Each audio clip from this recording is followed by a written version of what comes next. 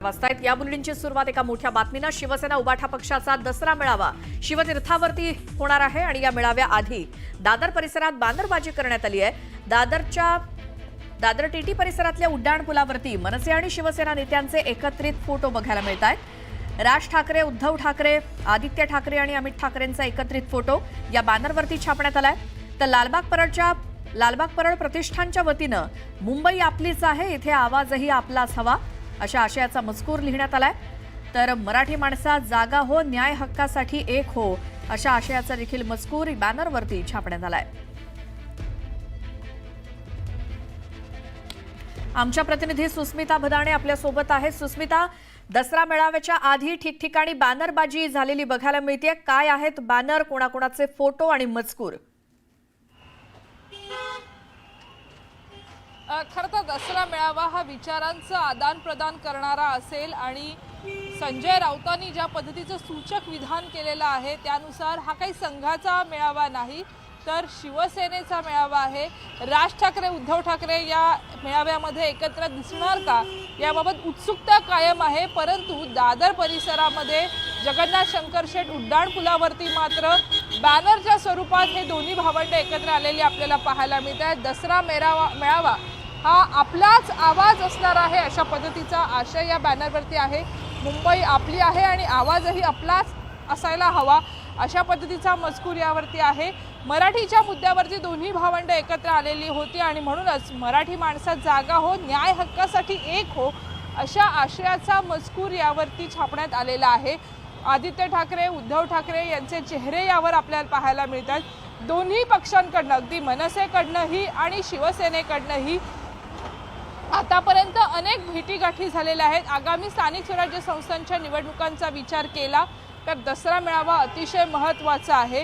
खरं तर दादर परिसरामध्ये या बॅनर्सला आता सुरुवात झालेली आहे, ज्यामधनं पुन्हा एकदा राज ठाकरे आणि उद्धव ठाकरे एका मंचावर येणार का आणि उद्धव ठाकरे मंचावरती आल्यानंतर संपूर्ण मुंबईबाबत काय निर्णय घेणार, आगामी निवडणुकांसाठी दोघं भावंड मैदानात एकत्र येणार का हेही बघणं महत्त्वाचं असेल।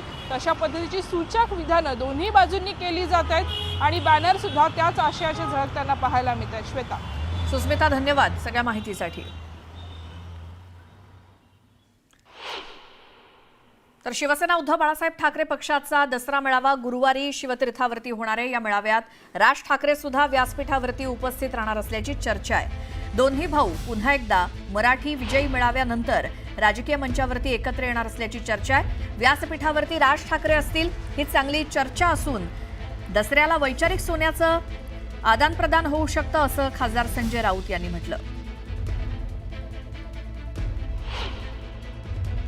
चर्चा आहे, चांगली चर्चा आहे, यात व्यथित व्हावं असं काही नाही। माननीय उद्धव ठाकरे, माननीय राज ठाकरे हे दोन बंधू एकत्र आलेले आहेत, अनेक विषयावर चर्चा करतायत, एकमेकांशी संवाद साधतायत, विचारांची देवाणघेवाण करतायत। दसऱ्याला वैचारिक सोन्याचं आदान प्रदान सुद्धा होऊ शकतं। अशा वेळेला जर लोकांच्या मनात असेल व तुमचा हा मनात प्रश्न असेल तर ही चांगली चर्चा, सकारात्मक चर्चा लोकांमध्ये असायला पाहिजे।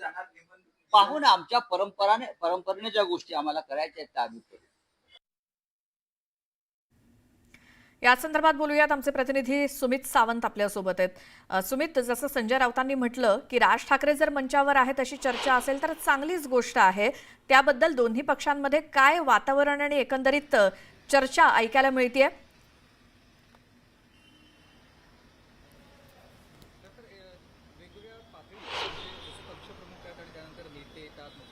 किंवा मग आमदार, खासदार आणि खाली कार्यकर्ते, तर खाली कार्यकर्ते किंवा जे विभाग प्रमुख आहेत किंवा ह्या सगळ्यांची अशीच भूमिका आहे की या दोन्ही बंधूंनी एकत्र येणं गरजेचं आहे। पण दुसऱ्या बाजूला वेगवेगळ्या चर्चा देखील होतात की खरंच या दोघांनी एकत्र यावं का किंवा निदान मेळाव्याला एकत्र यावं का, कारण हा मेळावा आहे उद्धव ठाकरेंचा किंवा शिवसेना उद्धव बाळासाहेब ठाकरे पक्षाचा। तर दुसऱ्या बाजूला राज ठाकरे यांचा मेळावा हा इतर वेळेला किंवा गुढीपाडव्याला असतो, पाडव्याचा त्यांचा मेळावा असतो, त्यामुळे हा मेळावा उद्धव ठाकरेंचा आणि उद्धव ठाकरेंनीच त्याला मार्गदर्शन करावं किंवा त्यांच्याच विचारांचं सोनं लुटण्यासाठी शिवसैनिक येणार आहेत।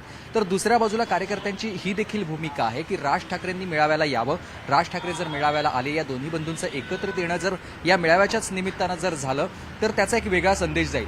कारण आता महानगरपालिकांच्या निवडणुका आहेत आणि या निवडणुकांच्या दरम्यान जर लोकांना एक वेगळा संदेश द्यायचा असेल, ताकद दाखवायची असेल, तर हा मेळावा एक चांगला पर्याय आहे किंवा चांगली वेळ आहे ज्यावेळेला दोघे एकत्र येऊ शकतात. पण दुसऱ्या बाजूला राज ठाकरे यांना निमंत्रण देणार असल्याचं नेत्यांकडून सांगितलं जात आहे. कारण ज्यावेळेला भाजपची युती होती, भाजप आणि शिवसेनेची युती होती, उद्धव बाळासाहेब ठाकरे पक्षाची युती होती, त्यावेळेला या भाजपच्या कार्यकर्त्यांना किंवा भाजपच्या नेत्यांना देखील निमंत्रण दिलं जायचं.